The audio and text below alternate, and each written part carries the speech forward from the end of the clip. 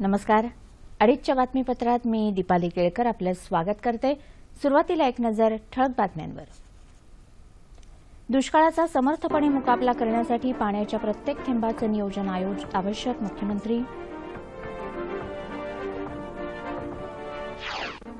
केंद्रीय गृहमंत्र्यांच्या अध्यक्षतेखाली अंतर्गत सुरक्षेबाबत नवी दिल्लीत बैठक. सलविंदर सिंग राष्ट्रीय तपास यंत्रणेसमोर हजर. बालकांवरच्या बलात्कार प्रकरणी दोषींना कठोर शिक्षा देण्यासंदर्भात संसदेनं विचार करावा. सर्वोच्च न्यायालयाचं आवाहन. रस्त्यासाठीच्या पायाभूत सुविधा सुधारण्यासाठी येत्या 5 वर्षात 11,000 कोटी रुपये खर्च करणार नितीन गडकरी. आणि दिल्लीत गाड्यांसाठी लागू करण्यात आलेल्या समविषम फॉर्म्युलाला स्थगिती द्यायला दिल्ली उच्च न्यायालयाचा नकार. आणि आता सविस्तर वृत्त. दुष्काळाचा समर्थपणे मुकाबला करण्यासाठी पाण्याच्या प्रत्येक थेंबाचं नियोजन करणं आवश्यक असल्याचं मुख्यमंत्री देवेंद्र फडणवीस यांनी म्हटलं आहे. विवेकानंद शिक्षण संस्थेच्या पैठणमधल्या श्रीनाथ हायस्कूलच्या सुवर्णमहोत्सवी कार्यक्रमाचं उद्घाटन करताना ते आज बोलत होते. भूजल स्रोतांचं बळकटीकरण म्हणजे पाण्याचं पुनर्भरण करणं ही राज्याची महत्वाकांक्षी योजना आहे. उत्तर महाराष्ट्रात सरकारनं यासाठी प्रायोगिक तत्वावर प्रकल्प आखला असून त्यामुळे 4 लाख हेक्टर जमीन सिंचनाखाली येणार आहे. जलयुक्त शिवार, मागेल त्याला शेततळं अशा योजनांद्वारे शेतकऱ्यांचं सशक्तीकरण होणार असल्याचं मुख्यमंत्री म्हणाले. भारत हा जगातला सर्वात तरुण देश असून 2020 पर्यंत मानव विकास संसाधनात जगात भारत देश मोठी भूमिका बजावू शकतो असंही मुख्यमंत्री म्हणाले. स्वामी विवेकानंदांनी रुजवलेल्या मानवता आणि देशभक्तीच्या मूल्यांचा स्वीकार करून जातीयता, विषमता आणि अंधश्रद्धा यांचा बिमोड करत विद्यार्थ्यांनी देशभक्ती करावी असं मार्गदर्शन मुख्यमंत्र्यांनी विद्यार्थ्यांना केलं. विधानसभेचे अध्यक्ष हरिभाऊ बागडे प्रमुख पाहुणे म्हणून तर भाजपा प्रदेशाध्यक्ष रावसाहेब दानवे अध्यक्ष म्हणून कार्यक्रमाला उपस्थित होते. ग्रामीण भागात बुद्धिकौशल्य कार्यक्रम रुजवणं आवश्यक असल्याचं हरिभाऊ बागडे यांनी यावेळी सांगितलं. केंद्रीय गृहमंत्री राजनाथ सिंग अंतर्गत सुरक्षेबाबत नवी दिल्लीत बैठक घेत आहेत. राष्ट्रीय सुरक्षा सल्लागार, गृहसचिव या बैठकीला उपस्थित आहेत. पठाणकोट दहशतवादी हल्ल्याच्या तपासाबाबत बैठकीत चर्चा होण्याची शक्यता आहे. दरम्यान पठाणकोट दहशतवादी हल्ल्याच्या वेळी अपहरण करण्यात आलेले पंजाब पोलीस दलातले अधीक्षक सलविंदर सिंग यांची आज एनआयए अर्थात राष्ट्रीय तपास संस्थेकडून चौकशी सुरू आहे. एनआयएनं सलविंदर सिंग यांना चौकशीसाठी नवी दिल्ली इथं कार्यालयात हजर राहण्यासाठी समन्स जारी केलं होतं. त्यामुळे सलविंदर सिंग आज नवी दिल्ली इथं एनआयएच्या कार्यालयात हजर झाले. पठाणकोट हल्ल्याच्या आदल्या दिवशी सलविंदर सिंग यांचं अपहरण करून त्यांची गाडी दहशतवाद्यांनी वापरली होती. मात्र सलविंदर सिंग यांनी दिलेल्या माहितीत विसंगती आढळल्यानं एनआयए त्यांची अधिक चौकशी करत आहे. पठाणकोट हल्ल्यासंदर्भात भारतानं दिलेल्या पुराव्यांचा तपास करण्यासाठी पाकिस्ताननं संयुक्त समिती स्थापन केली आहे. बालकांवर बलात्कार करणाऱ्या दोषींना कठोर शिक्षा करण्यासंदर्भात संसदेनं विचार करावा असं आवाहन सर्वोच्च न्यायालयानं केलं आहे. बलात्कार प्रकरणासंदर्भात बालकाची व्याख्याही निश्चित करण्याबाबत संसदेनं विचार करावा असंही न्यायालयानं सुचवलं आहे. रस्त्यांवर होणारे अपघात टाळण्याबाबत आणि आवश्यक उपाययोजनांबाबत जनजागृती करण्यासाठी केंद्रीय परिवहन आणि महामार्ग मंत्रालयानं सुरक्षा सप्ताहाचं आयोजन केलं आहे. या निमित्तानं आजपासून देशभरात विविध कार्यक्रमांचं आयोजन करण्यात आलं आहे. केंद्रीय परिवहन मंत्री नितीन गडकरी, केंद्रीय गृहमंत्री राजनाथ सिंग यांच्या उपस्थितीत आज नवी दिल्ली इथं या सप्ताहाची औपचारिक सुरुवात झाली. रस्ते पायाभूत सुविधा सुधारण्यासाठी येत्या 5 वर्षात केंद्र सरकार 11,000 कोटी रुपये खर्च करणार असल्याचं गडकरी यांनी सांगितलं. अपघात कमी करणं हा या सप्ताहाचा उद्देश असून अपघात प्रवण ठिकाणांचा शोध घेऊन त्यासंदर्भातल्या उपाययोजनांवर भर देणार असल्याचंही गडकरी यांनी सांगितलं.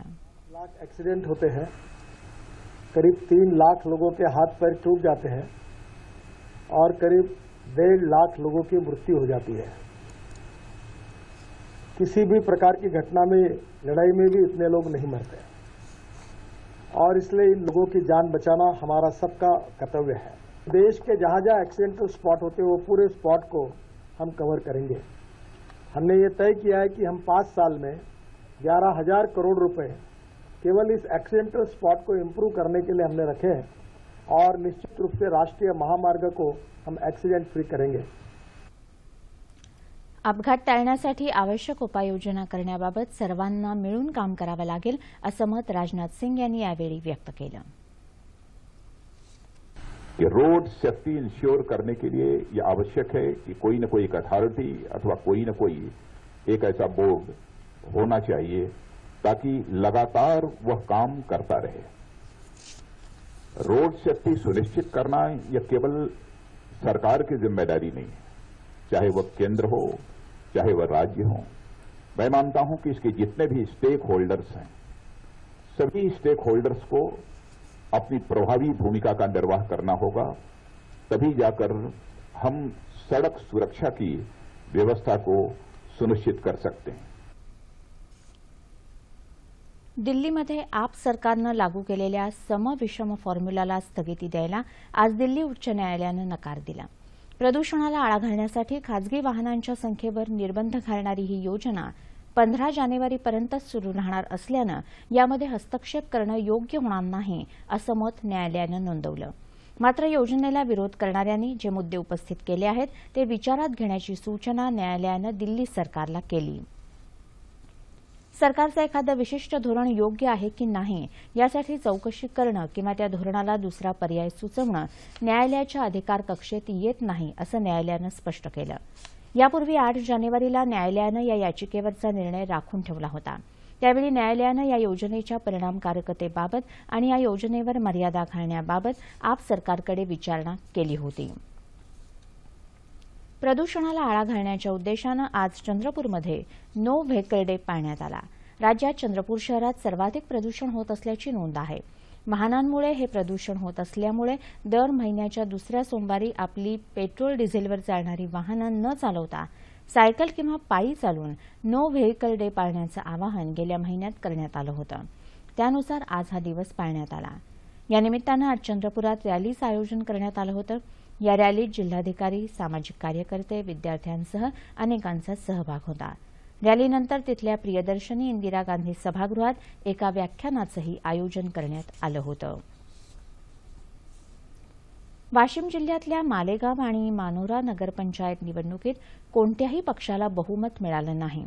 मालेगाव आणि मानोरा नगरपंचायतीचे सर्व निकाल जाहीर झाले असून मालेगावमध्ये 17 पैकी काँग्रेस, राष्ट्रवादी काँग्रेस, शिवसंग्राम यांना प्रत्येकी 4, शिवसेना 3 तर भाजपाला 1 जागा मिळाली. एका जागेवर अपक्ष निवडून आला आहे. मानोरा नगरपंचायतीत 17 पैकी भारिप 7, काँग्रेस 4, शिवसेना 2, भाजपा 2 तर राष्ट्रवादी काँग्रेस 1 आणि एका अपक्षाची निवड झाली आहे.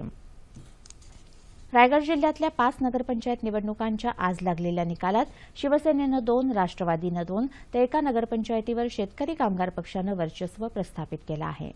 म्हसळा आणि माणगाव या नगरपंचायती राष्ट्रवादीकडे तर तळा ही नगरपंचायत शिवसेनेकडे गेली.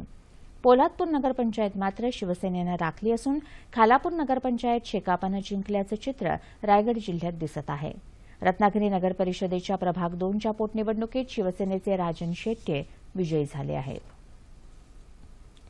भारतीय स्वातंत्र्य लढ्यात महत्वपूर्ण योगदान देणारे आणि स्वतंत्र भारताचे दुसरे पंतप्रधान लालबहादूर शास्त्री यांची आज पुण्यतिथी. महात्मा गांधीजींच्या दांडी यात्रेद्वारे लालबहादूर शास्त्री यांनी स्वातंत्र्य लढ्यात स्वतःला झोकून दिलं. या लढ्यात त्यांना 7 वर्ष कारावास भोगावा लागला. 9 जून 1964ला त्यांनी पंतप्रधानपदाची सूत्र हाती घेतली. त्यांच्याच कार्यकाळात 1965 सालचं दुसरं भारत-पाकिस्तान युद्ध झालं. यावेळी जय जवान जय किसान हा त्यांनी दिलेला मंत्र देशभरात निनादत होता. सोव्हिएत संघाच्या मध्यस्थीनं पाकिस्तानबरोबर युद्धबंदीचा ताश्कंद करार करण्यासाठी शास्त्री ताश्कंद इथं गेले असता 11 जानेवारी 1966ला हृदयविकाराच्या धक्क्यानं त्यांचं निधन झालं आणि देश एका समर्थ नेतृत्वाला मुकला. म्हाडाच्या कोकण मंडळाच्या 4275 घरांची सोडत 24 फेब्रुवारीला काढण्यात येणार आहे. घरांसंदर्भातली जाहिरात उद्या प्रसिद्ध होणार असून ऑनलाईन अर्ज 15 जानेवारीपासून 9 फेब्रुवारीपर्यंत भरता येणार आहेत. विरार, बाळकुम, ठाणे, मीरा रोड, कावेसर आणि वेंगुर्ला या भागातल्या घरांसाठी ही सोडत काढली जाणार आहे. पंतप्रधान नरेंद्र मोदी यांच्या स्वच्छ भारत अभियानाला जळगावमध्येही चांगला प्रतिसाद मिळत आहे. या अभियानांतर्गत राबवलेल्या उपक्रमांमुळे जळगाव रेल्वे स्थानकाचा परिसरही स्वच्छ राहण्यात मोठा हातभार लागला आहे. पंतप्रधान नरेंद्र मोदी यांच्या स्वच्छ भारत अभियानातला उपक्रम म्हणून जळगाव रेल्वे स्थानक परिसराची झाडलोट आता अगत्यानं होत आहे। रेल्वे प्रशासनानं ठिकठिकाणी कचराकुंड्या ठेवल्या आहेत। या अभियानाचा परिणाम जाणवू लागलाय हे प्रवासी सुद्धा आता मान्य करत आहेत। माननीय प्रधानमंत्री श्री नरेंद्र मोदी जी ने जो भारत में स्वच्छता मिशन चलाया है, ये एक बहुत आवश्यक और जरूरी कदम था जो इन्होंने इसकी शुरुआत की है और इसके बहुत अच्छे नतीजे भी बहुत जगह हमको देखने को मिल रहे हैं। अब ये रेलवे प्लेटफॉर्म पर मैं देख रहा हूँ, इसी उपक्रम के अंतर्गत बहुत अच्छे ढंग से साफ सफाई और ये सब नजर आ रही है, जिससे आने वाले यात्रियों को प्रसन्नता अनुभव होती है। स्वच्छता पाळण्याबाबत तसंच दंडात्मक सूचनांची माहिती देणारे फलक लावण्यात आले आहेत। मात्र कचरा करून नंतर दंड भरण्यापेक्षा स्वयंस्फूर्तीनं स्वच्छताच जर राखली तर खऱ्या अर्थानं हे अभियान यशस्वी होईल ह्याची नागरिकांनाही जाणीव असल्याचं आढळत आहे। स्वच्छता अभियान हे खूपच एक चांगली गोष्ट आहे की त्यांनी जी सुरू केली आहे आणि आपण शासनावर डिपेंडेंट नाही राहू शकत। स्वच्छता करता आपल्याला स्वतःला एक पाऊल उचललं पाहिजे आणि आपल्याला स्वच्छतेकडे वळलं पाहिजे, तेव्हाच आपला भारत हा स्वच्छ होऊ शकतो। रेल्वे प्रवासी संघही दर महिन्यातून 2 वेळा सामूहिकरित्या स्वच्छता अभियान राबवत आहे। स्वच्छ भारत सुंदर भारत ही संकल्पना जळगावकर नागरिकांनी स्वीकारली आहे। पंतप्रधान नरेंद्र मोदी यांनी राबवलेल्या स्वच्छ भारत अभियानाअंतर्गत बुलडाण्यात जिल्हा ग्रामीण पत्रकार संघ आणि घाटपुरी ग्रामपंचायतीच्या वतीनं घाटपुरी गावात स्वच्छता अभियान राबवण्यात आलं। या निमित्तानं गावात दर आठवड्याला स्वच्छता अभियान राबवण्याचा ठराव यावेळी मंजूर करण्यात आला। यावेळी पत्रकार संघाचे पदाधिकारी, सदस्य आणि ग्रामस्थ उपस्थित होते।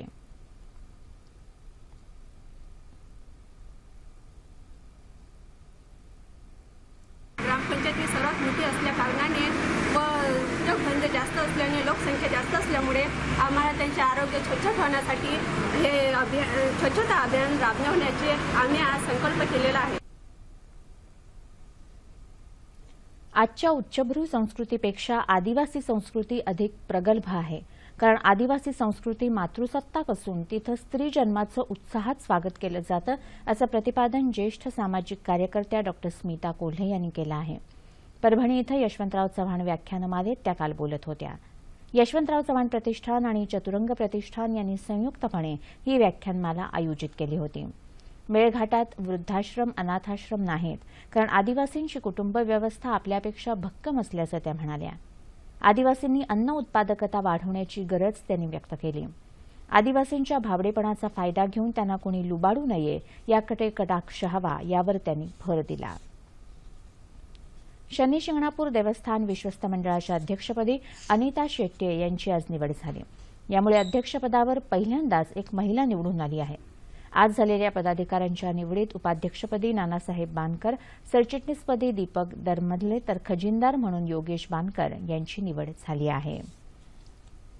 पुण्याच्या उत्कर्ष नागरी विकास संस्थेच्या वतीनं देण्यात येणारा साहेब पुरस्कार देऊन ज्येष्ठ विचारवंत आणि साहित्यिक उत्तम कांबळे यांना गौरवण्यात आलं। संत साहित्याचे अभ्यासक सदानंद मोरे यांनी कांबळे यांना हा पुरस्कार प्रदान केला। सन्मानचिन्ह आणि 11,000 रुपये रोख असे या पुरस्काराचे स्वरूप आहे। आपल्या आयुष्यात अनेक साहेबांचं योगदान होतं आणि त्यांच्या विचारांचा प्रभाव आपल्यावर होता, असं मनोगत उत्तम कांबळे यांनी व्यक्त केलं।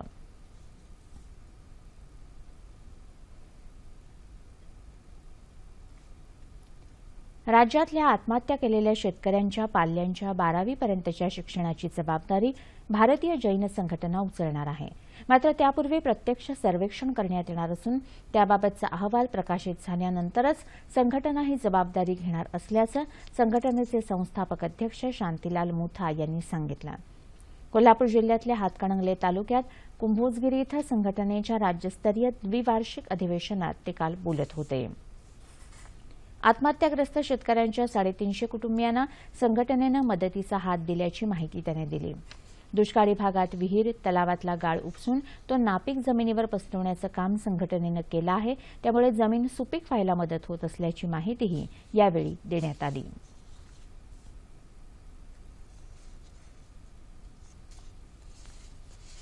रायगड जिल्ह्यातल्या सानेगुरुजी राष्ट्रीय स्मारकात कालपासून 2 दिवसीय मित्र मेळाव्याचं आयोजन करण्यात आलं आहे।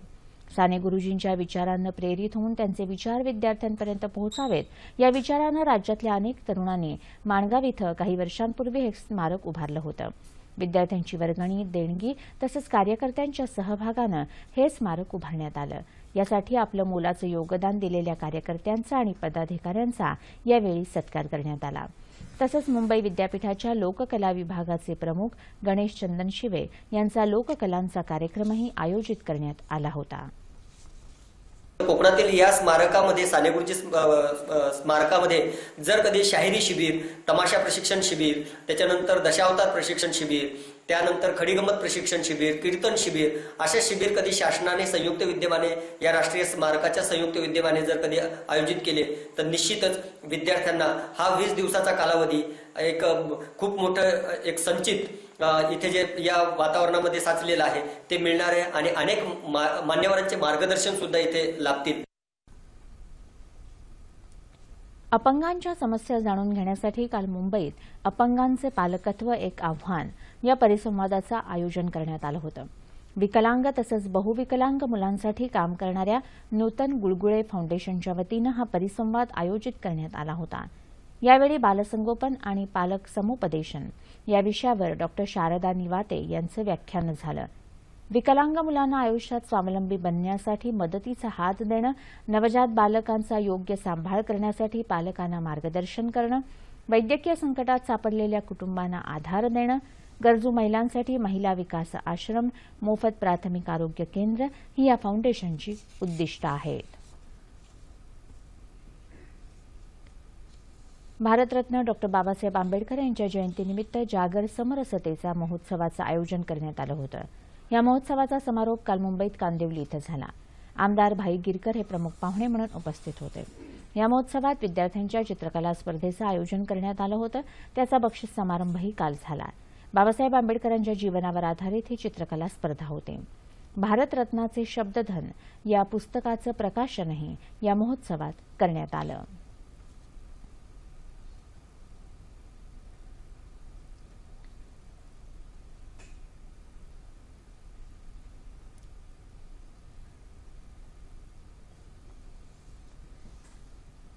इमारत उभारणीच्या कामावर सुरुंगस्फोटात 10 कामगार जखमी झाले असून दोघांची प्रकृती चिंताजनक आहे.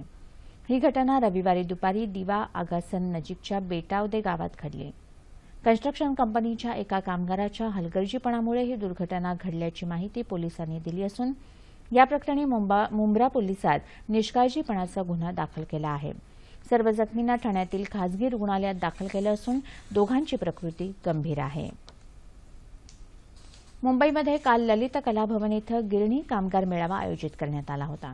या कार्यक्रमाला नवाकाळच्या संपादक आणि रयतराज कामगार संघटनेच्या अध्यक्षा जयश्री खाडीलकर तसंच गिरणी कामगार संघटनांचे पदाधिकारी उपस्थित होते. येत्या 9 मार्चला होऊ घातलेल्या अर्थसंकल्पीय अधिवेशनाच्या 3ऱ्या दिवशी 11 मार्चला गिरणी कामगार मोर्चा काढणार आहेत अशी माहिती खाडीलकर यांनी यावेळी दिली.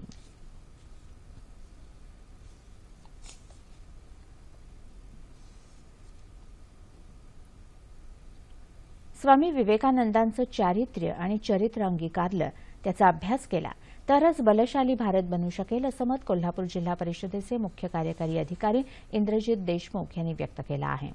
कराड तालुक्यातील घारेवाडी इथं बलशाली युवा हृदय संमेलनाच्या समारोप कार्यक्रमात ते काल बोलत होते. विविध भागातल्या स्थानिक परिस्थितीचा अभ्यास केला तर स्वयंरोजगार सहज उपलब्ध होईल असा आशावाद देशमुख यांनी व्यक्त केला. 3 दिवस चाललेल्या या शिबिरात महाराष्ट्रासह गुजरात, गोवा, हरियाणा, उत्तर प्रदेश या राज्यातले 4000 युवक युवती उपस्थित होते.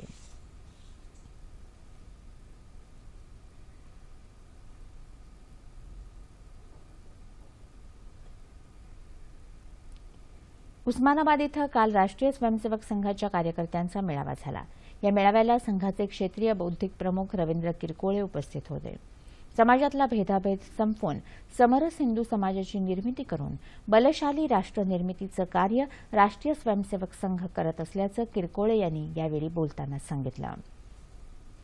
छत्रपती शिवाजी महाराज आणि संभाजी महाराजांच्या शौर्याचा आदर्श डोळ्यासमोर ठेवून हिंदू समाज बलशाली बनवण्यासाठी प्रयत्न करत असल्याचंही ते म्हणाले.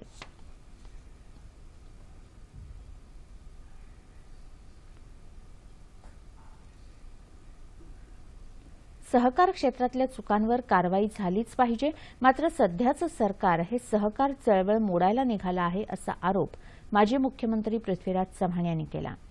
सांगली जिल्ह्यात पलूस बँकेच्या सुवर्णमहोत्सवी कार्यक्रमात ते काल बोलत होते. माजी मंत्री पतंगराव कदम या कार्यक्रमाच्या अध्यक्षस्थानी होते. सहकारी संस्था या ग्रामीण अर्थव्यवस्थेचा कणा आहेत, त्यामुळे ही सहकार चळवळ जिवंत ठेवायला हवी असं ते म्हणाले.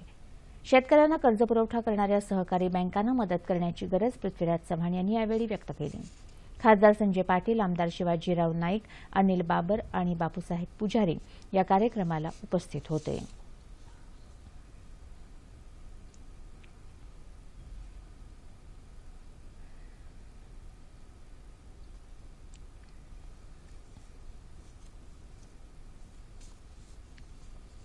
हॉलिवूडमध्ये ऑस्करनंतर महत्त्वाच्या समजल्या जाणाऱ्या गोल्डन ग्लोब पुरस्कारांचं काल कॅलिफोर्नियात एका शानदार सोहळ्यात वितरण झालं. टायटॅनिक चित्रपटात मुख्य भूमिका केलेला प्रसिद्ध अभिनेता लिओनार्डो दी कॅप्रिओला द रेव्हनंट या चित्रपटासाठी सर्वोत्कृष्ट अभिनेत्याचा पुरस्कार देऊन गौरवण्यात आलं. द रेव्हनंट या चित्रपटानं सर्वोत्कृष्ट चित्रपट आणि दिग्दर्शकाचा पुरस्कारही मिळवला. केट विन्स्लेट, मॅट डॅमोन, सिल्व्हेस्टर स्टॅलोन यांनाही विविध विभागासाठी पुरस्कार देऊन गौरवण्यात आलं. बुलढाण्यात खामगाव इथं आयोजित करण्यात आलेल्या 35व्या राज्यस्तरीय मल्लखांब अजिंक्यपद स्पर्धेचा बक्षीस वितरण समारंभ आज आमदार पांडुरंग फुंडकर यांच्या हस्ते झाला. या स्पर्धेत पुरलेला मल्लखांब, टांगता मल्लखांब आणि दोरीचा मल्लखांब या विभागात पुण्याच्या कृष्णा काळे यानं अजिंक्यपद पटकावलं. 18 वर्षाखालील खेळाडूंच्या राज्यसंघात पुण्याच्या अनिकेत पवार, वैभव चंदनशिव आणि मुंबईच्या रतन प्रसाद आणि हसन अन्सारी यांची निवड करण्यात आली. खामगाव इथल्या हनुमान व्यायाम प्रसारक मंडळानं 8 ते 10 जानेवारी या काळात या स्पर्धेचं आयोजन केलं होतं. आणि आता हवामान वृत्त. येत्या 24 तासात संपूर्ण राज्यात हवामान कोरडं राहण्याची शक्यता हवामानशास्त्र विभागानं वर्तवली आहे. आणि शेवटी ठळक बातम्या पुन्हा एकदा. दुष्काळाचा समर्थपणे मुकाबला करण्यासाठी पाण्याच्या प्रत्येक थेंबाचं नियोजन आवश्यक, मुख्यमंत्री. केंद्रीय गृहमंत्र्यांच्या अध्यक्षतेखाली अंतर्गत सुरक्षेबाबत नवी दिल्लीत बैठक. सलविंदर सिंग राष्ट्रीय तपास यंत्रणेसमोर हजर. बालकांवरच्या बलात्कार प्रकरणी दोषींना कठोर शिक्षा देण्यासंदर्भात संसदेनं विचार करावा, सर्वोच्च न्यायालयाचं आवाहन. रस्त्यासाठीच्या पायाभूत सुविधा सुधारण्यासाठी येत्या 5 वर्षात 11,000 कोटी रुपये खर्च करणार, नितीन गडकरी. आणि दिल्लीत गाड्यांसाठी लागू करण्यात आलेल्या समविषम फॉर्म्युलाला स्थगिती द्यायला दिल्ली उच्च न्यायालयाचा नकार. याबरोबरच हे बातमीपत्र संपलं. पुन्हा भेटूया संध्याकाळी 5 वाजता सह्याद्री वाहिनीवर.